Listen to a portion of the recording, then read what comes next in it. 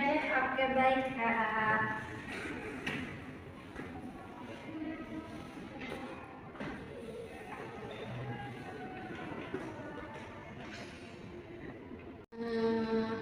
Gimana Kak, duduknya sudah nyaman? Udah nyaman. Oke. Tadi saya menawarkan duduk seperti itu supaya nanti pas kita melakukan sesi konseling, kakak itu bisa bercerita dengan tenang dan nyaman. Kak, sebelumnya ini benar dengan Kak Adinda yang yang semalam itu sempat WhatsApp saya. Betul. Oke. Kakak ini dari mana ya? Aku dari Pandeglang. Dari Pandeglang. Iya. Oh. Tadi kakak kesini diantar oleh siapa Kak? Aku kesini diantar sama papa.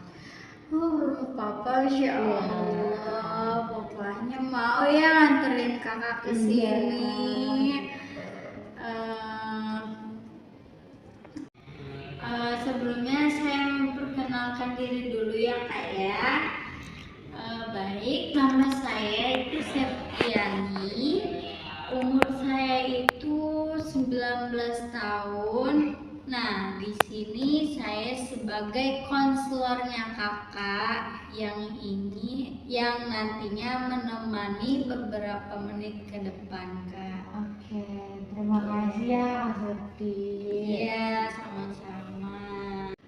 Kak, saya mau mengucapkan banyak terima kasih kepada kakak karena kakak ini sudah bisa mempercayai saya sebagai konselor kakak. Iya, sama-sama kakak. Sebelumnya saya mau nanya, kakak ini pernah melakukan konseling apa ini baru pertama kali Kak? Jujur ini aku baru pertama. Sebelumnya aku nggak pernah. Oh, kakak baru pertama kali Iya. melakukan kegiatan konseling kelompok bersama saya ya. Iya. Oke, baik Kak. Ini kesini karena kemauan kakak sendiri atau dari orang tua? Kalau aku sih kesini pengen sendiri ya, karena kayak aku kalau cerita ke orang tua takut orang tua tuh merasa terbebani sama aku gitu. Jadi aku pengen ada orang yang bantu aku buat nyari solusi lah. Iya, gitu. Di sini kita santai aja ya Kak ya. Kita ngobrol, kakaknya juga nggak usah tegang, kayak relax aja dulu Kak. Kita kayak ngobrol sama temen aja gitu Kak ya. Sebelum kita mulai, aku mau bilang kalau semua nanti yang kakak omongin di sini itu sifatnya rahasia Kak. Jadi di sini cuman ada aku dan kamu di ruangan yang tertutup. Nah, kita melakukan kegiatan ini secara face to face ya Kak.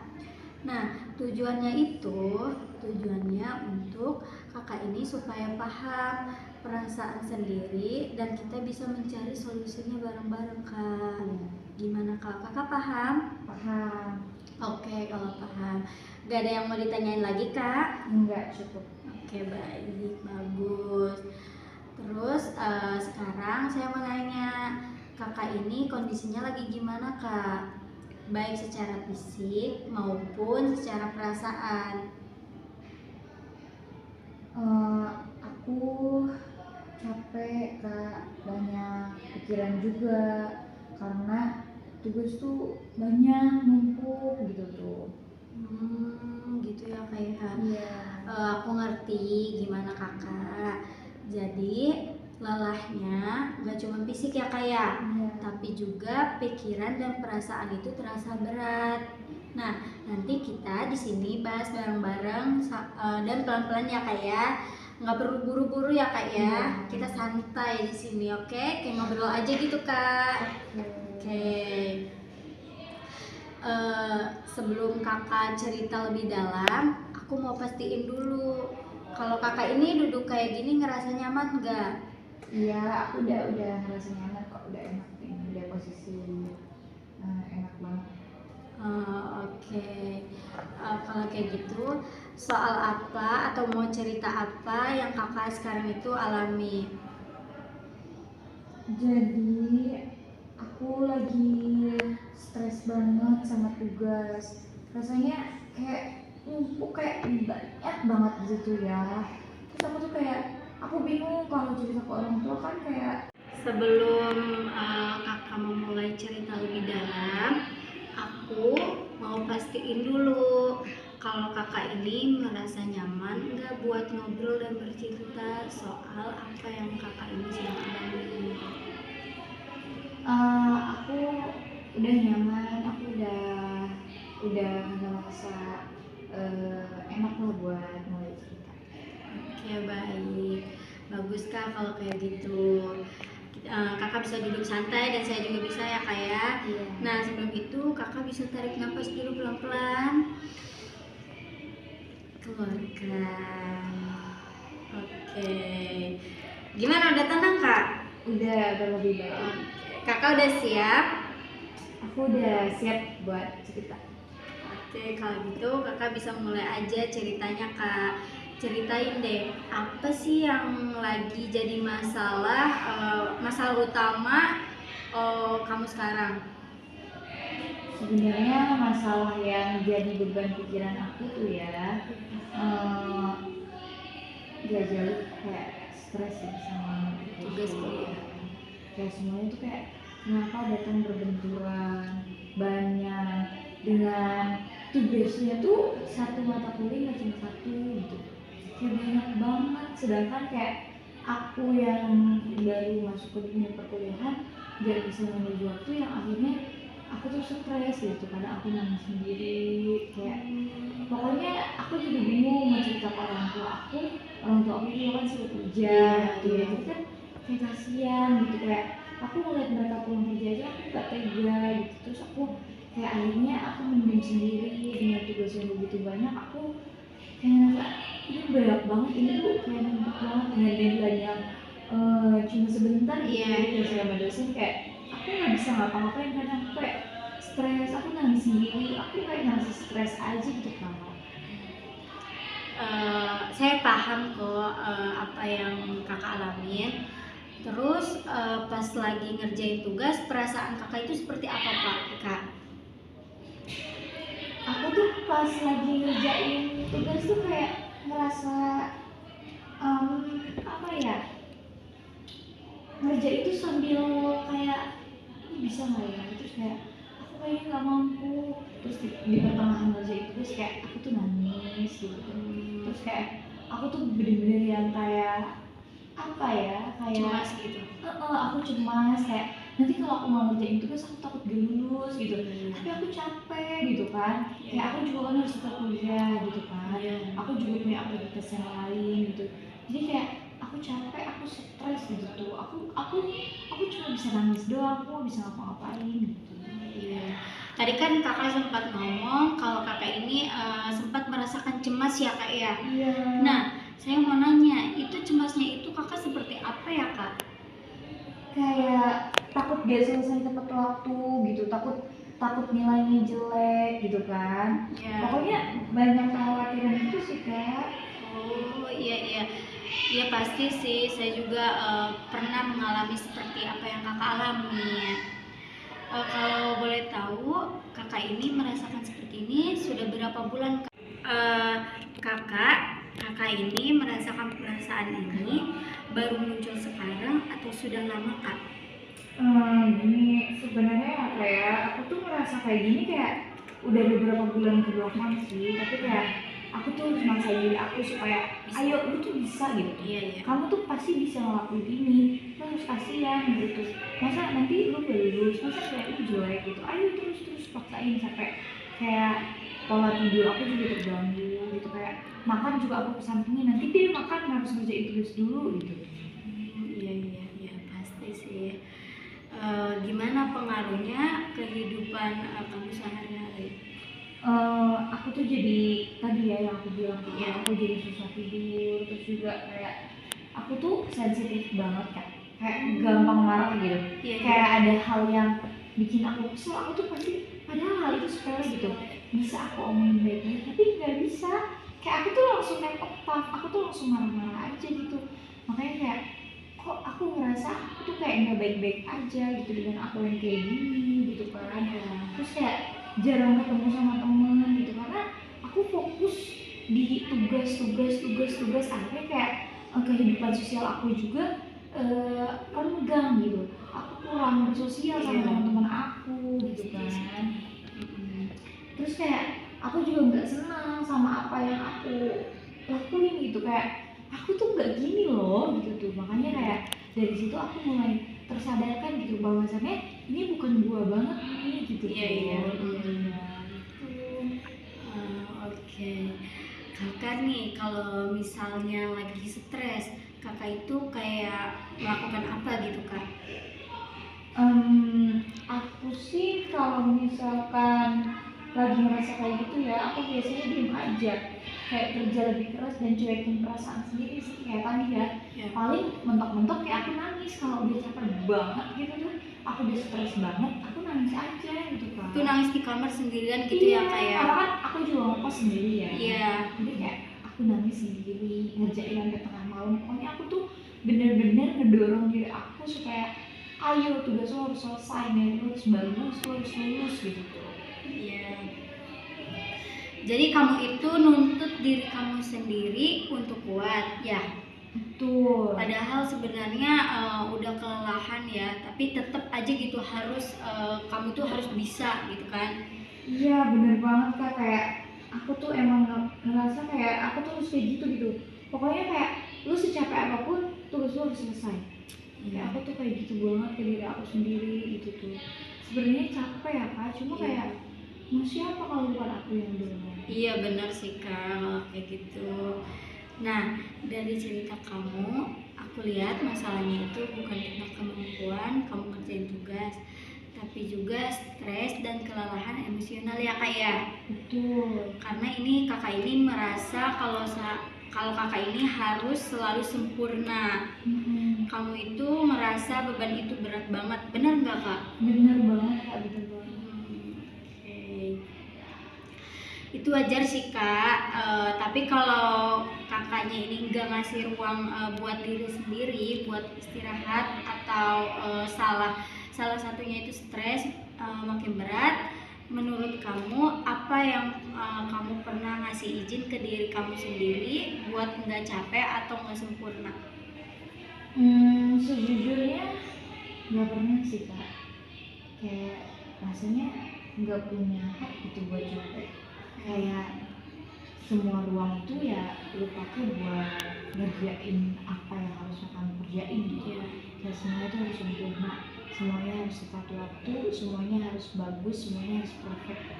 Kayak aku nggak pernah ngasih ruang buat kayak aku yaudah yuk istirahat, yuk refreshing gitu. Aku nggak pernah sih ngasih space buat itu. Kayak aku selalu buat diri aku tuh kayak ayo lu harus bisa, lu harus nyelesain semuanya tepat waktu, lu nggak boleh jelek semuanya. Aku selalu mempersiapkan diri aku tuh buat kayak gitu gitu. Nah itu intinya masalahnya itu stres kamu muncul karena kamu memaknai tanggung jawab bukan karena nggak mampu ya, tapi perasaan bersalah yang terus menerus yang itu bikin kamu itu stres parah. Bener ya kak? Kayak gitu. Iya sih, aku baru sadar sekarang gitu ya kak, kalau kayak Adinda tuh nggak harus kayak gitu sebetulnya. Kayak bisa lah gitu melakukan hal-hal kayak untuk mengapresiasi diri gitu, tapi aku tuh gak ngasih itu ke diri aku. Kesadaran ini penting banget sih kak menurut aku ya. Jadi titik awal buat perubahan, jadi ini tuh buat titik awal perubahan kakak. Sekarang kita bisa coba kak pikiran kakak itu langkahnya lebih kecil dan bisa mengurangi stres. Nah menurut kamu apa satu hal yang kecil yang bisa dicoba dulu kak? Mungkin kayak aku mulai bikin jadwal yang realistis kali ya. Kayak nggak memaksain diri buat semua tugas tuh kayak sekaligus gitu, kayak biar aku bisa ngasih waktu buat tidur aku tuh kapan, ngerjain tugasnya kapan, tugas ini harus dikerjainnya kapan, dan mungkin kayak aku ngerjain tugas yang deadline-nya lebih awal kali ya Kak. Iya, bagus sih itu. Selain itu coba bedain antara tanggung jawab sama hasil yang nggak sepenuhnya itu kakak itu bisa kontrol. Iya, aku rasa sih sulit ya, tapi oke, nanti perlu aku coba deh. Ya, coba ya kayak dicoba dulu sama kakak. Tidak harus sempurna kak, mulai dari kesadaran dulu aja, kayak dukungan dari teman, dosen, ataupun keluarga, dan itu pun bisa banget itu tuh ngebantu kakak.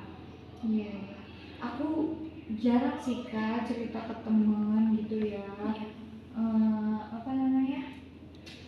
Takut dianggap lemah gitu. Sama teman-teman. Iya, aku takut banget ya ngomongin sama teman-teman aku. Tapi kakak kayak pernah merasa kayak punya pikiran, ih aku takut banget nih cerita sama teman, takut nanti teman aku bilang lagi ke teman yang lain gitu. Iya, aku juga pernah ngerasa kayak gitu, terus kayak aku, ih jangan banget sih, aku takut digituin gitu sama teman aku. Pasti kayak ya, namanya teman mah ya kita nggak tahu ya kayak dia bisa menutupi atau enggak ya kayak. Iya. Justru Dinda, berbagi itu tanda kedewasaan loh. Jaga kesehatan mental itu bukan lemah, tapi itu tuh bentuk tanggung jawab kamu. Iya Kak, tapi kayak aku tuh punya teman yang menurut aku nggak ada yang sebenarnya gitu. Iya. Kayak mereka tuh selalu menceritakan apa yang aku ceritakan. Kadang bukan aku ceritakan sih, kayak aku punya teman aku cerita. Justru ya Kak, kayak aku tuh punya temen yang menurut aku nggak ada yang separutannya sama aku gitu. Iya. Kayak mereka tuh nggak ngertiin aku gitu, nggak ada kayak peduli sama aku gitu kan. Kita sedih ya kayak Iya. temen yang gitu tuh kayak aku tuh kayak ngerasa hidup sendiri gitu, kayak aku nggak bisa berbagi ke siapapun karena nggak ada orang yang aku percaya gitu. Bahkan kayak aku sama orang tua aku aja, karena tadi ya balik lagi aku tuh merasa rahasia. Kalau sama teman aku merasa kayak, karena aku tuh nggak bisa dengerin cerita aku, mungkin mereka nggak bisa menjadi pendengar yang baik gitu menurut aku tuh. Karena kayak mereka tuh cuma bisa ngejudge, mereka tuh cuma bisa apa ya, ceng-cengin gitu, cuma bisa intimidasi. Yang ada nanti kalau aku cerita aku dianggap lemah, terus aku diledekin, aku dibully sama teman aku, kayak makin aja gitu loh, kayak percuma aku tuh ngelakuin itu gitu tuh. Karena sampai detik ini nggak ada teman yang bisa aku percaya gitu. Tapi dulu pas awal-awal kuliah aku tuh punya teman yang bener-bener kayak aku bisa oversharing ke dia whatever gitu, kayak apapun itu aku bisa cerita sama dia gitu kan.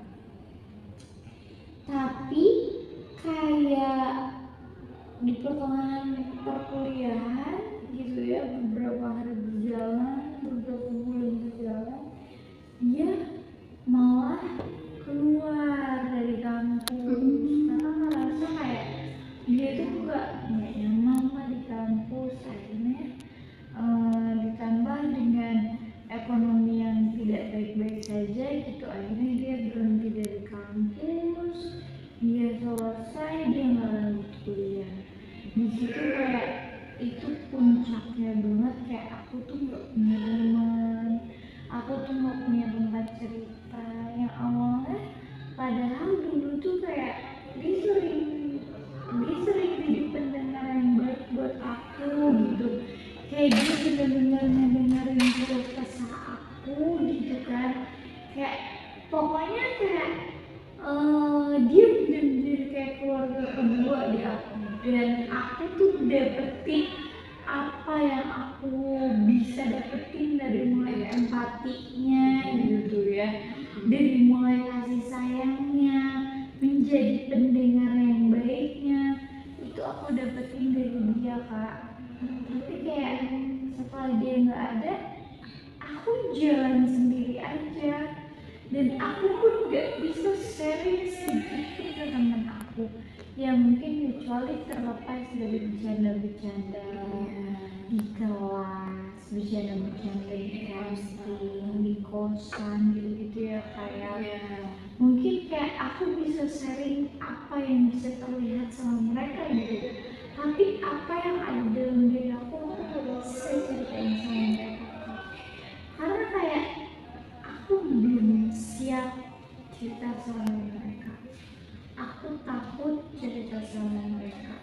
Aku takut mereka tuh nyebarin. Aku takut mereka tuh ceng-cengin aku. Aku takut mereka tuh anggap aku lemah. Jadi aku belum punya temen yang sekiranya kayak iya bener-bener teman kayak gitu, bener-bener ngerti aku gitu kan. Kayak aku belum punya yang kayak gitu Kak.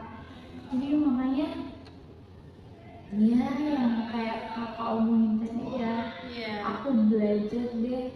Aku emang nggak melihat dari sisi itu, tapi nanti aku berusaha untuk mencoba ya kayak supaya aku bisa gitu punya sosok pengganti dan punya sosok pendengar yang sekiranya kayak bisa lah aku punya tempat curhat selain daripada diriku sendiri, selain daripada tangisan aku, selain daripada orang tua. Iya Dinda. Nah, di sini kita juga bisa bikin rencana self care sederhana. Nah, ini kayak istirahat yang cukup, aktivitas yang santai yang di luar tugas, atau jeda buat refreshing. Coba, kamu bisa nggak kalau kayak gitu? Aku rasa bisa sih kalau aku komit ya beneran gitu kayak mungkin yang tadi di awal ya aku kayak bikin jadwal kapan aku ngerjain tugas dan mungkin kayak aku tuh minimal kayak dalam 1 minggu kayak ngelakuin refreshing kayak main ke alam gitu ya, atau bikin apa hal-hal yang aku suka kayak aku main nonton drakor gitu mungkin ya. Atau aku ngelakuin hal-hal yang kakak bilang tadi gitu ya, kayak pola tidur aku yang harus dijaga gitu kan, kayak aku juga harus bisa manage jadwal aku mungkin ya. Jadi dari sesi hari ini kita ngerti kalau kamu itu sedang stres, kamu itu datang dari beban tugas dan tekanan diri kamu sendiri ya, bukan karena kamu itu nggak mampu, tapi kamu itu punya pilihan buat atur ulang cara ngejalanin. Buat kamu cara ngejalanin ini semuanya. Aku jadi lebih tenang sih Kak, dan nggak merasa sendirian lagi gitu. Mungkin sebelum aku punya teman atau sebelum aku siap cerita ke orang lain, aku boleh nggak ceritain sama kakak? Boleh banget Kak, boleh banget. Ya makasih ya Kak ya. Aku kayak sekarang kayak aku merasa kayak aku udah didengar sama orang gitu, ada orang yang bisa peduli sama aku, ada orang yang bisa ngerti aku. Ya aku seneng banget sih Kak. Kayak mungkin nanti ke depannya apa yang kakak bilang tadi kayak self care, pola tidur dan segala macam, aku bakal coba itu sih Kak. Oke. Iya Din, itu tuh penting banget tahu Din. Di pertemuan berikutnya nanti nih ya, kita bisa evaluasi Din perubahan-perubahan kecil yang nanti kamu udah coba di rumah dan nanti bisa memperkuat strategi shopping yang sesuai. Jadiin. Iya Kak, pokoknya aku bakal coba hal-hal yang tadi kakak sampein, mulai dari self care, pola tidur, semuanya bakal aku coba. Tapi mungkin sedikit-sedikit kali ya Kak ya. Aku sih berharap kayak mudah-mudahan aku bisa kembali sama diri aku yang dulu gitu Kak. Iya. Kayak aku pasti bakal coba apa yang kita omongin, apa yang kakak kasih masukan tadi gitu ya. Iya. Pokoknya aku siap buat ngelakuinnya. Oke. Udah gimana Kak? Cukup ceritanya? Apa ada yang mau Kakak ceritain lagi sebelum kita mengakhiri sesi konseling hari ini? Iya sih, cuma kayak aku mau nyampein kayak ini tuh hal baru yang sangat menyenangkan buat aku. Aku bisa cerita ke orang dengan plong gitu ya. Iya. Kayak aku tuh udah gak punya rasa yang setidaknya dari 1000 masalah aku kayaknya 10-nya tuh kayak udah hilang gitu. Iya. Udah kayak selesai gitu tuh. Ya kayak aku merasa punya tempat gitu. Aku merasa punya rumah yang bisa ngedengerin aku gitu Kak. Kayak aku makasih banget sih Kak gitu tuh. Iya. Deh kayak saya mengucapkan terima kasih kepada Kakak Dinda ya. Iya. Udah mau terbuka hari ini di dalam ruangan ini.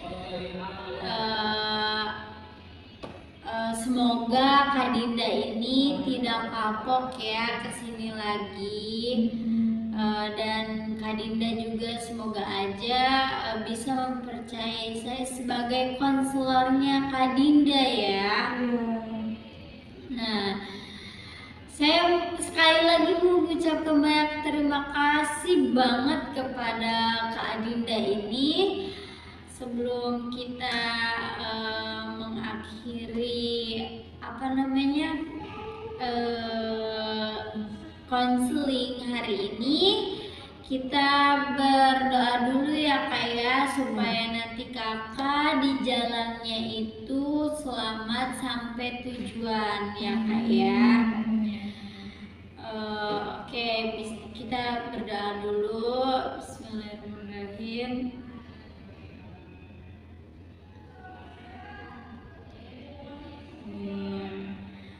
Nanti kakak ini pulang sama bapak ya?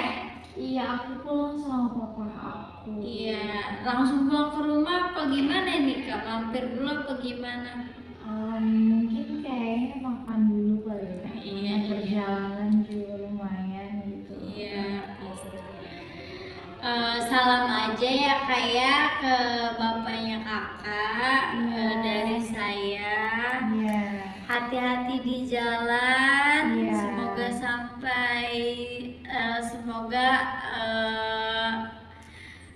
sampai dengan selamat ya Kak Dinda ya. Terima kasih. Aku juga makasih ya Kak. Iya. Ini. Iya Kak Dinda. Semoga aku bisa lebih baik lagi. Iya Kak Dinda, pasti bisa dong Kak Dinda. Ya. Gitu hati-hati ya kak. Mau saya antar ke depan? Iya boleh. Oke. Makasih ya kak. Ya, semoga selamat sampai tujuan ya kak ya. Salam ke bapak.